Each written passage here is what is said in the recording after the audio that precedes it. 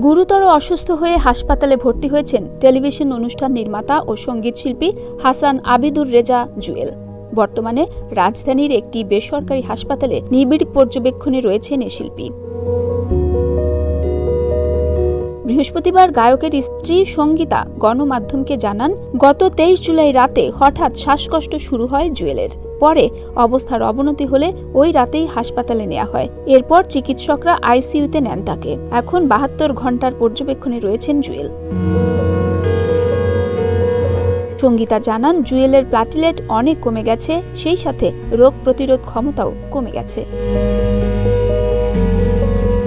রেজা জুয়েল গত 13 বছর ধরে ক্যান্সারের সঙ্গে লড়াই করছেন। দেশে ও দেশের বাইরে বিভিন্ন হাসপাতালে তার চিকিৎসা সেবা চলছিল। এখন তার শারীরিক অবস্থার আরও অবনতি ঘটেছে। সঙ্গীত আহমেদ জানান, অক্টোবর থেকে জুয়েলকে প্যালিয়েটিভ কেয়ারে রাখা হয়েছিল। সম্প্রতি তাকে ঢাকার একটি বেসরকারি হাসপাতালে ভর্তি করা হয়। শারীরিক অবস্থার অবনতি ঘটলে মঙ্গলবার রাত থেকে তাকে লাইফ সাপোর্টে রাখা হয়েছে।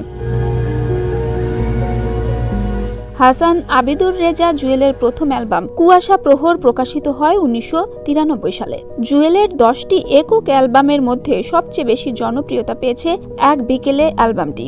এটি প্রকাশের পর তার নাম হয়ে যায় এক বিকেলের জুয়েল। ডেস্ক রিপোর্ট, প্রতিদিনের বাংলাদেশ।